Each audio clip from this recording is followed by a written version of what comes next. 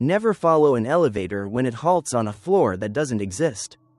Midnight creeps over Central like a film of oil, glossy on the surface, toxic underneath. Down in the MTR concourse, crowds thin to a hush of rubber soles and the last metallic chime of closing gates. On the station map, platforms bloom in neat colors, arteries of a city that never sleeps, but there is a seam in the tiles. A hairline slit of darkness behind a maintenance door that shouldn't open. And yet tonight it breathes. The air that slips through is colder than Hong Kong has any right to be in summer. It smells of wet iron, old cables, and something faintly sweet, like orchids pressed between ledgers. If you push the door, it swings without protest. Inside, the light is jaundiced, a sodium hum that stains everything the color of old teeth. Steps descend farther than the architecture allows, deeper than the bedrock promises.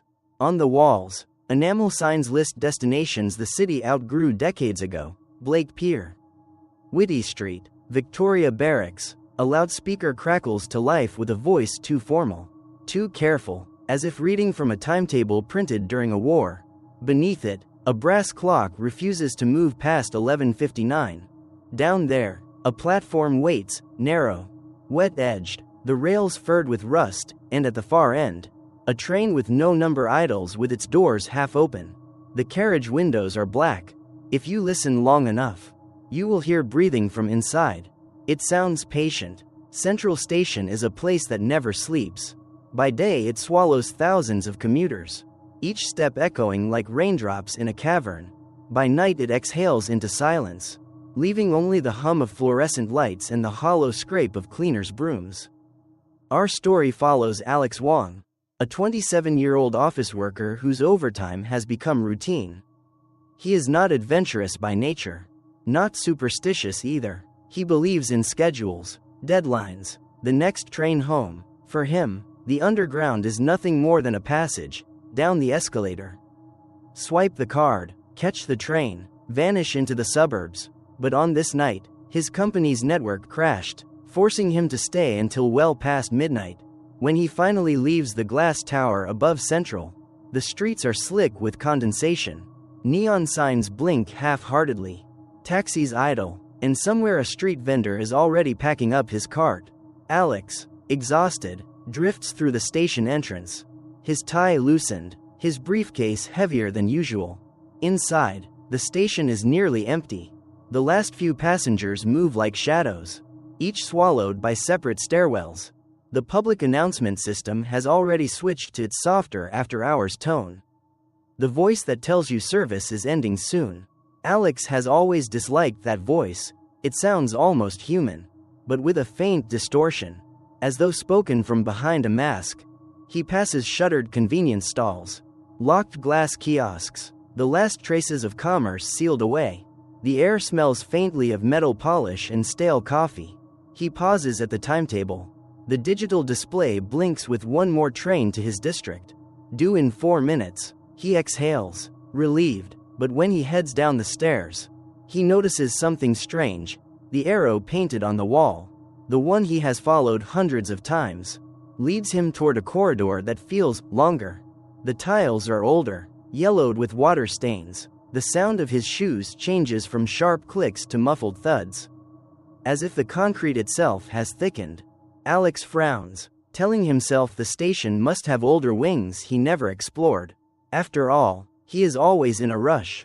But a sliver of unease flickers in his chest.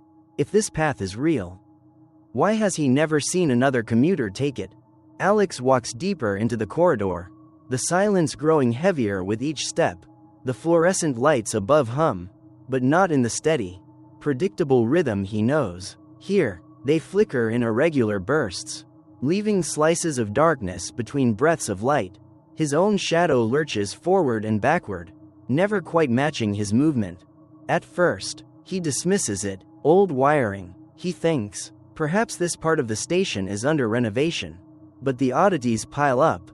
The smell changes. Central Station usually reeks of electricity and recycled air. Yet here the air tastes damp, tinged with rust, like standing inside an abandoned ship. He adjusts his briefcase and quickens his pace. The walls, tiled in faded cream, glisten with beads of water as though they are sweating. Then, the sound begins. At first it is faint, like static bleeding from a broken radio. Alex pauses, straining his ears. The sound swells into something clearer, an announcement chime, the kind that precedes a departure message. Only it is not coming from the overhead speakers. It seems to seep directly from the walls. A woman's voice follows, polite, mechanical, yet strangely weary. Attention passengers. The next train to Victoria will depart at 11:59. Alex pulls out his phone instinctively. The screen glows. 12:07 a.m. He shakes his head, whispering under his breath that it must be a recording left on loop. But the corridor is supposed to lead to the familiar platform. Why would it announce a station that no longer exists? As he walks on, his footsteps begin to echo strangely. Instead of bouncing once, they repeat, a second echo, fainter but delayed, as if someone is following at a careful distance. He stops. The echo stops. His pulse quickens, but logic tries to shield him. Maybe the acoustics here are distorted. Maybe the tunnel doubles the sound. Yet when he moves again, the echo returns, just a beat too late, just enough to sound like another pair of shoes trying not to be heard. The corridor bends slightly, and for the first time, Alex sees the faint glow of a platform ahead. The lights there are warmer, yellow, old-fashioned. A brass clock hangs crooked above the entrance. Its hands point firmly at 11:59. They do not move. Alex grips his briefcase tighter. Part of him wants to turn back, but when he glances behind, the corridor seems longer than before, stretching into a haze of shadow. He swallows, forces his legs forward, and steps onto the platform that should not exist. The platform beneath Central feels suspended outside of time. The tiles are cracked, edges softened by moisture, as if no one has swept them in decades. The brass clock above continues to insist it is 11:59. Frozen in a lie, at the far end rests a train, its body swallowed by rust. Unlike the sleek MTR Alex knows, this one is boxy, heavy, painted in a dull green that belonged to another era. Its windows are too dark, like slabs of obsidian. The doors stand open, an invitation that breathes cold air across the platform. Alex stares, his rational mind clawing for answers. Maybe he wandered into a sealed-off museum piece. Maybe this is part of some government storage project. But then, why does the air tremble with that same announcement chime? Attention passengers. The train to Victoria is now boarding. The voice is clearer here, almost gentle, like someone whispering just behind his ear. Alex spins. But the platform is empty. He is utterly alone. A shape flickers in the corner of his vision. At first he thinks it's his reflection in the grimy glass. But no, the dark windows hold silhouettes. People, dozens of them, seated inside the carriage, heads bowed. Their faces are obscured, blurred like smudges of paint.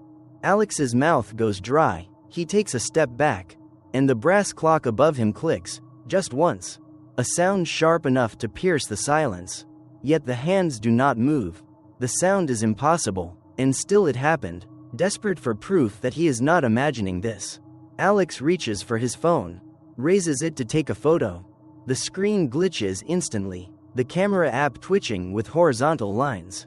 For a moment, his reflection appears not as himself but as someone older, pale, wearing clothes from a forgotten decade. Then the phone dies in his hand. Battery drained in an instant. A low vibration rolls through the rails beneath his feet. The train is waking. Metal groans. Wheels shift, yet it does not advance. Its engine's rumble is steady, like the growl of something alive, waiting for him to step inside. And then, footsteps. Behind him, slow, deliberate, approaching. Alex turns sharply. At the far end of the platform stands a man in a railway uniform so old it belongs in a photograph. His cap is tilted low, his eyes obscured. He raises a gloved hand and points at Alex, then gestures toward the open door of the waiting train. The air grows colder, each breath spilling mist into the dim light. Alex realizes with sudden clarity, this is no museum, no storage, no accident. He has stumbled into something preserved. something that should have been left to rot. And the longer he lingers, the more certain he feels that leaving may no longer be possible. Alex forces himself to breathe slowly, though every nerve screams at him to run. The man in the antique uniform remains at the far end of the platform. Unmoving, hand still raised toward the train. His face is hidden in shadow, but Alex feels the weight of unseen eyes pressing against his skin. A memory stirs. Years ago, while scrolling late at night, Alex had stumbled upon a forum thread filled with urban legends of Hong Kong. One in particular mentioned a ghost platform beneath Central Station, a relic of the 1960s that was supposedly sealed after an accident. The post claimed that an entire train vanished one night, full of passengers, never reaching its destination. Officials wrote it off as a technical malfunction. The line was quietly decommissioned, and the story buried under decades of development. His rational side wants to laugh it off, an internet hoax. But here, standing on damp tiles in front of a train that should not exist, the memory hardens into dread. The announcement system crackles again. Attention passengers. Final boarding call. Victoria, 11:59. Victoria, that name bites deeper now. Victoria Station had been demolished long before Alex was born. His father once told him about it, an old terminus that disappeared when the city modernized. And yet here, it still breathes, insisting it exists. Alex scans the peeling posters on the platform walls. They advertise festivals and ferry routes that ended half a century ago.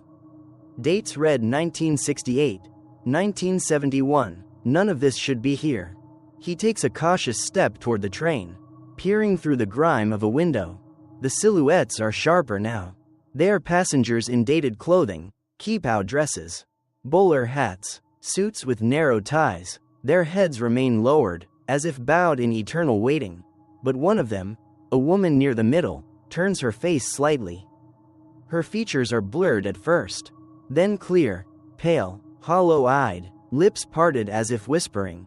Alex cannot hear her through the glass, yet somehow he knows the word forming on her mouth: help. His heart thunders. He stumbles back, nearly dropping his dead phone. The man in the uniform takes a step closer. Slow, deliberate, boots striking the platform with echoes that seem to reverberate from another time. The brass clock above ticks again, though the hands remain frozen. 11:59 forever, a minute that stretches into infinity. And Alex understands now, the vanished train had not been destroyed. It had been trapped. This platform is its prison, and he has just walked into it. The air on the platform grows unbearably heavy, as if the tunnel itself is exhaling. Alex can see his breath plume in front of him, each cloud lingering far too long before fading. The man in the uniform is closer now, his polished boots wet with some dark stain. His face remains obscured beneath the brim of his cap, but Alex feels the sharpness of a stare that pierces bone. The loudspeaker crackles again, but this time the voice is no longer mechanical. It trembles, layered with echoes, half human, half static. Doors closing, final departure, no return. With a grinding screech, the train's doors slam shut. The sound reverberates through the cavern like thunder. Alex stumbles backward, heart hammering, but he cannot tear his gaze from the windows. The passengers inside begin to move. Heads lift in unison, dozens of faces pale and hollow-eyed, mouths opening in silent screams. Their skin is waxy, their eyes pools of black. The woman who had mouthed, "Help," presses her palms against the glass. Now her lips form a different word: stay. Alex feels an invisible pull, as though the air itself is dragging him toward the carriage. His briefcase slips from his hand and skids across the platform. The rails beneath his feet vibrate violently, metal shrieking like something alive. The uniformed man raises his hand again, pointing to the carriage door that now glows faintly, a seam of sickly yellow light spilling out. His gesture is no longer an invitation, it is a command. Suddenly the brass clock above lets out a deafening clang. For the first time, its hands shift, jerking forward 1 minute, from 11:59 to 12 o'clock. The platform convulses, lights explode in bursts, tiles crack underfoot, and a roar fills the tunnel, not from an engine but from countless voices crying out at once.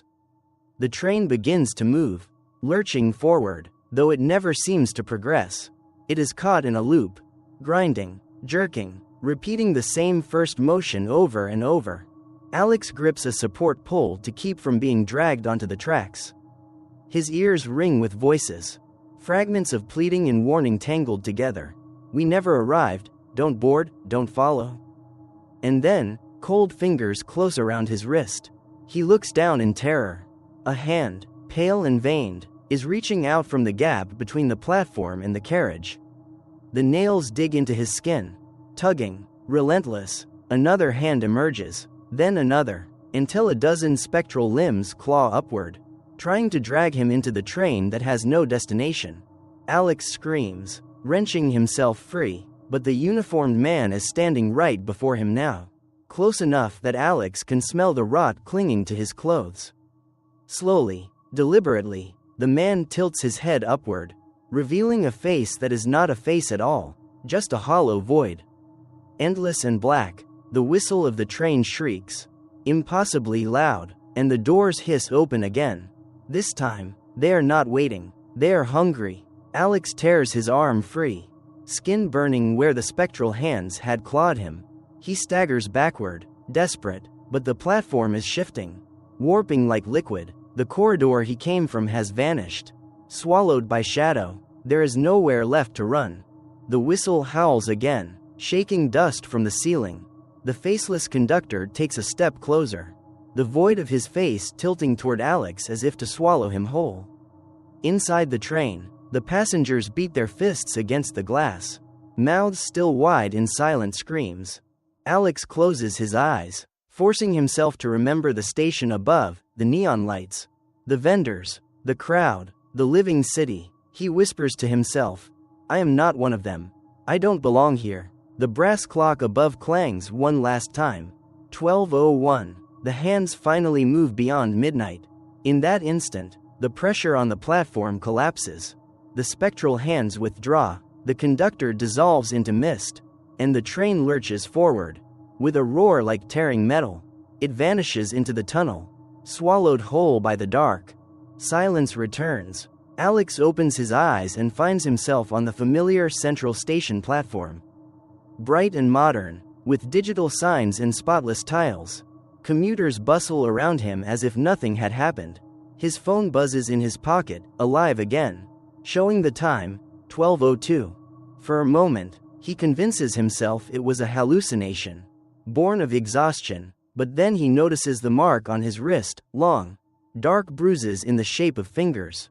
He never speaks of that night, yet sometimes, when waiting for the last train, he swears he hears an old announcement bleed through the speakers, soft and crackling. Next departure, Victoria, 11:59. And when the station clock above him freezes for a heartbeat, he looks away, terrified that if he stares too long, he will see the doors opening again, because the hidden platform is still there, beneath the city, waiting. Not every ghost story is about vengeance.